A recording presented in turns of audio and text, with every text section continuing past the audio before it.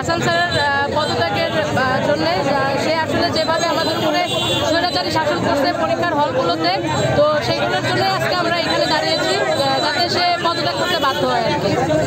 আমাদের যে আন্দোলন মহিলা কলেজের একজন শিক্ষক যার নাম হচ্ছে হাসান স্যার বলতে সবাই চিনে, এমন কোনো অপকর্ম কুকর্ম নাই যে করে না। তার অপকর্মের জন্য সে সব সময় সমালোচিত। রাজবাড়ির অলিতে গলিতে প্রত্যেকটা রিক্সাওয়ালা মামাও তাকে চিনে তার সমালোচিত কাজকর্ম করার জন্য।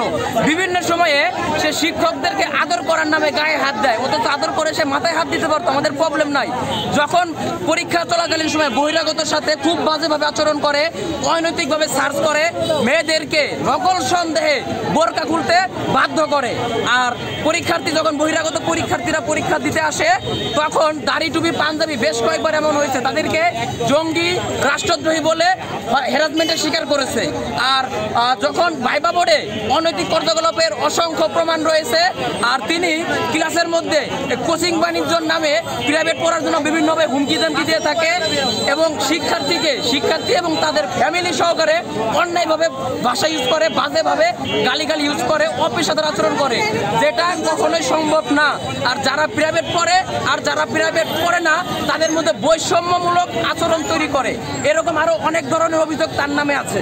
আজকে আমাদের দাবি এই অন্যায়কারী শিক্ষক হাসান স্যারের পদত্যাগ।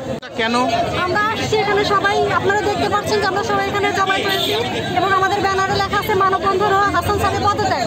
আমরা মূলত হাসান স্যারের পদত্যাগ চাই এই কারণে, কারণ ওনার আচরণ খুবই খারাপ। পরীক্ষার হলে উনি বৈষম্যমূলক আচরণ করে, এমনকি যারা ওনার কাছে প্রাইভেট পড়ে উনি তাদের পরীক্ষার প্রশ্ন আগেই দিয়ে দেয় এবং তারা ভালো রেজাল্ট করে, দেখা যায় বোর্ডে গিয়ে তাদের রেজাল্ট অনেক খারাপ হয়। আবার পরীক্ষা আমরা যদি ক্লাসে যদি বলি স্যার পড়া বুঝিয়ে দেন, উনি বলে প্রাইভেটে এসে পড়া বুঝিয়ে দেবো।